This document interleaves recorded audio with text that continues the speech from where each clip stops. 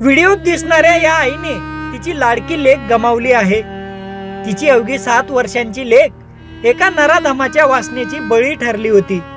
3 वर्षांपूर्वी जळगाव जिल्ह्यातील बडगाव तालुक्यातील गोंडगाव येथे ही दुर्दैवी घटना घडली होती। 3 वर्षे उलटली पण लेकीला न्याय मिळालेला नाही। त्यामुळे हतबल झालेली आई आजही लाडक्या लेकीचा फोटो हातात घेऊन न्यायाची मागणी करत आहे।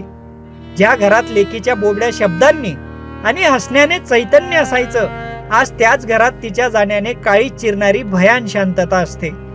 घरातल्या भिंतीवरच्या तिच्या फोटोकडे पाहिलं तर ती न्याय मागत असल्याची भावना स्पष्टपणे जाणवते।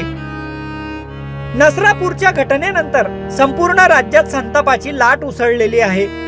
सरकारकडून फास्ट ट्रॅक कोर्टात जलद गतीने हा खटला चालवून आरोपीला कठोर शिक्षा करत पीडित बालिकेच्या कुटुंबियांना न्याय देण्याचं आश्वासन देण्यात आलंय।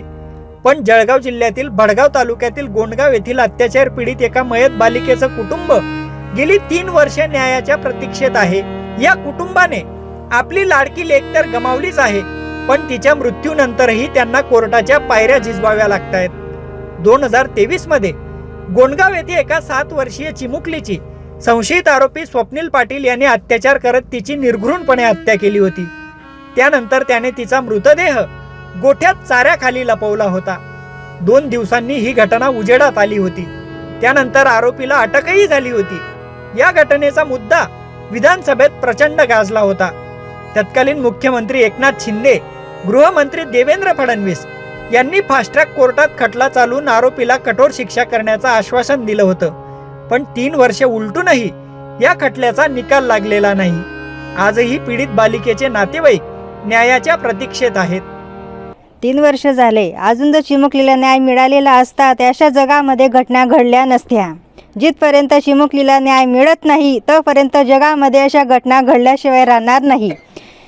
3 वर्ष झाले, अजून न्याय मिळालेला नाही। फास्ट ट्रॅक कोर्टामध्ये केस चालू असताना सुद्धा 3 वर्ष झाले तरी फास्ट ट्रॅक कोर्ट अजून न्याय देत नाहीये।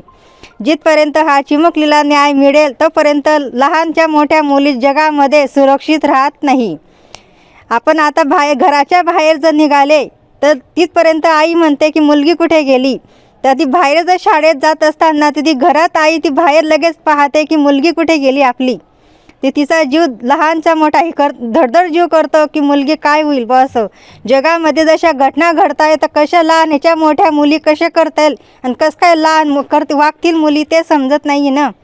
हा न्याय लवकर मिळायला पाहिजे आणि त्याला भर चौकामध्ये फाशी दिली पाहिजे। न्याय मिळाले नाही, 3 वर्ष वेग्यात फास्ट कोर्टले सांगेल होतं,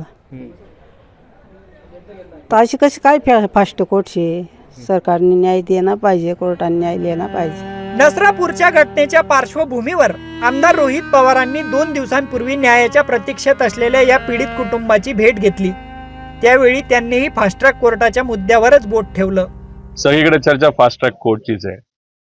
पुण्यामध्ये जी घटना घडली फास्ट ट्रॅक कोर्ट, त्यानंतर जी आता आम्ही पालघरला सुनील भाऊ भुसारापर इथं आले, पालघरला जी घटना घडली काल तिथे फास्ट ट्रॅक कोर्टची मागणी करण्यात आली। पण आता फास्ट ट्रॅक कोर्टचा खरंच फायदा होतो का हे कुठेतरी जर बघायचं असेल तर दुर्दैवी घटना जी इथं घडली या गावामध्ये इथं आपल्याला जाणवेल 3 वर्ष होऊन सुद्धा त्या फास्ट ट्रॅक कोर्ट मधून अजूनपर्यंत न्याय हा मिळालेला नाही।